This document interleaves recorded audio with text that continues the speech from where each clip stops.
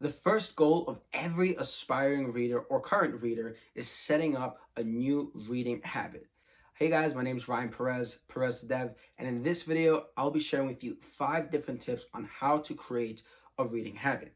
Taking a look at tip number 1, you want to pick up 2 books that really interest you. You want to start choosing books that are really relevant and engaging to you as an individual personally. Now, I think there are 2 schools of thought when it comes to why someone reads books. One, you have nonfiction books, which are really the books you want to pick up if you are trying to learn something new, or maybe you have a specific question that you're trying to answer, or you're trying to gain a new perspective into a new field or field you're trying to learn more about. Then the second field would be fiction books, reading for escapism. Now, these sort of books are going to be books like Harry Potter or sort of the Lord of the Rings trilogy, where you're reading books to just sort of go into like a fantasy world, escape the real life, and just enjoy the creativity and that whole other world and escapism, really. It's important to understand which school you are in. Are you reading for escapism or are you reading to learn something new? That way you can be a little more intentional of which books you want to pick up, whether they're fiction or nonfiction. Even within the nonfiction realm, have to go ahead and figure out what it is you actually want to learn, because there's so many nonfiction books where it can be you want to learn about psychology, maybe you want to learn about history, maybe you want to learn about personal development. There's so many different genres. So figuring out what your intentions are with each book that you read is very important. And then from there, the reason I say you want to pick up 2 books is because as you're reading the first book, once you finish that first book, you can immediately jump to the second book that you have queued up, ready to go to read. If you have one book and you finish reading it, then you place an order for that second book and it takes 2 to 3 days to arrive. That's 2 to 3 days you're not implementing this new habit that you're trying to create and identify with in your life.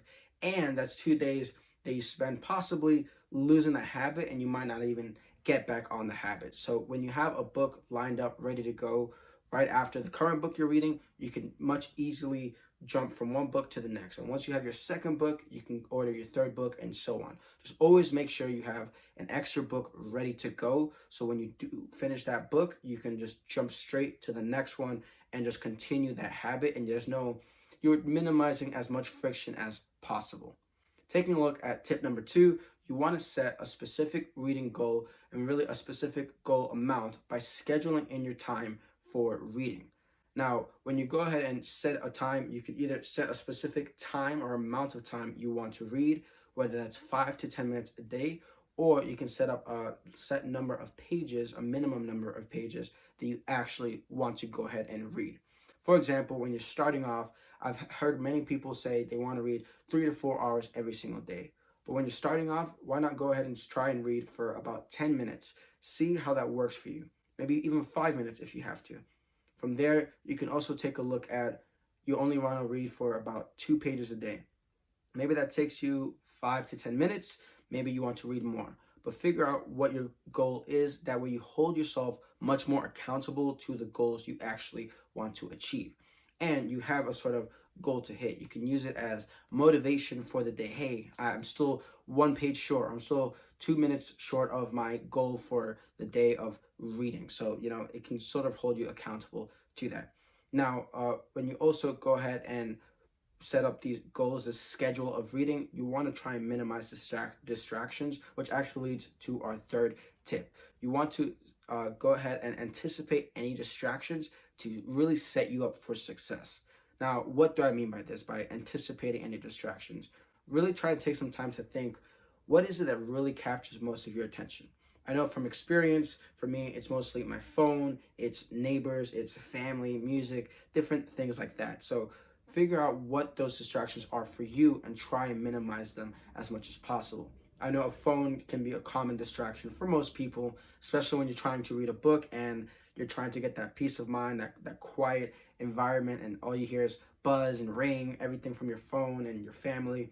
With your phone, I would recommend going ahead and putting it on airplane mode or do not disturb mode and just sort of chucking it across the room. That way, you're less likely to get up from your chair or walk over and pick it up off the floor when you're already reading. Now, something else you can also do is go ahead and just turn your phone off completely. That might help.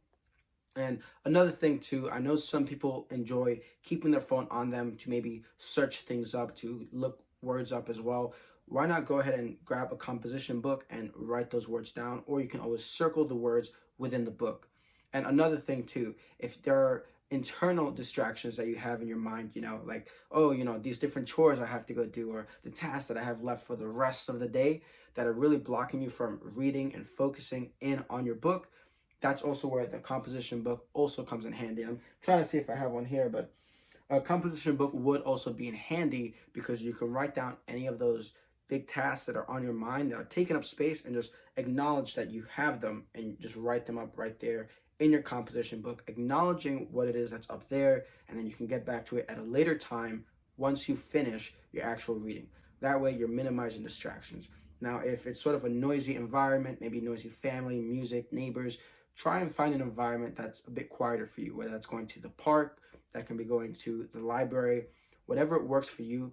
Don't be afraid to also test and experiment. Try and find out what works and also what doesn't work for you. Moving on to tip number 4, you want to not be afraid of listening to audiobooks. Go ahead and pick up an audiobook, especially when you're doing any sort of light work. What do I mean by light work? This is when you're taking your walk from home over to work, you're driving, whether you're doing chores, washing the dishes, doing laundry, that lighter work where you don't really need to think as much, it's sort of passive. Plug in some earbuds and go ahead and listen to an audiobook. That way you're doubling up on that time. You're spending time cleaning, doing what you got to do, different tasks, but you're also spending time listening and absorbing new books, new information, and learning even more.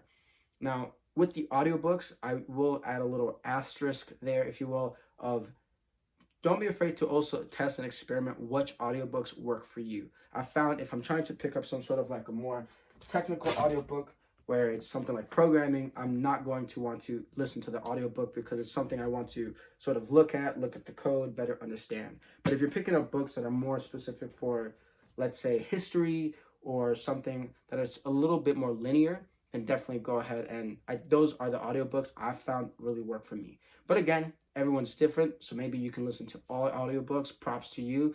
But for me, I have to listen to things that are a little more linear, something like history books, or maybe, really books that are just linear. But again, find what works for you, but don't be afraid to pick up audiobooks and listen to them on the go. Even at your local library, I've found they have audiobooks that you can listen to for free as well, not just physical books. You can actually check out digital versions and audio versions of different books. So don't be afraid to also check that out. Now, moving on to our last tip, tip number 5, make the process as enjoyable and as fun as possible. The whole idea with reading is not necessarily, I am stupid and I need to read, Ryan. No, the whole point is to learn and enjoy the actual reading. Again, whether it's fiction, nonfiction, whatever floats your boat, it's meant to be enjoyed. So there are really 2 reward categories that we can split up rewards into. One is the reward you get at the end of the task, the result of really doing said task. Then the other category number 2, is the enjoyment from doing the task itself.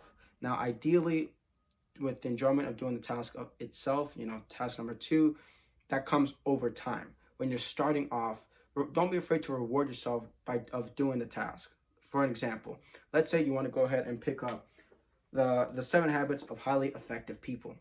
Instead of just reading it at home, reading the book and saying, cool, I did the task, why not treat yourself either to a coffee shop, a coffee, maybe a nice breakfast, whatever it is you personally enjoy. That way you also have that physical reward that's stimulating and reinforcing the good behavior that you're trying to implement. Plus, eventually, over time, you achieve that second sort of category of enjoyment of actually doing the thing, of reading the book. So those are just that's sort of like that positive reinforcement. Not only are you enjoying the process eventually of reading the book and enjoying it, you can also reward yourself with little things like coffee, maybe breakfast, and those small little things each day as you continue to implement your reading habit. So these are 5 different habits that you guys can go ahead and use in order to create your reading habit. I truly hope you guys enjoyed these tips. If there's any you guys feel I've missed, please feel free to comment down below, or any that have worked for you. Would love to hear it from you guys. Please, if you enjoyed, make sure to like and follow for more content, and thanks for watching.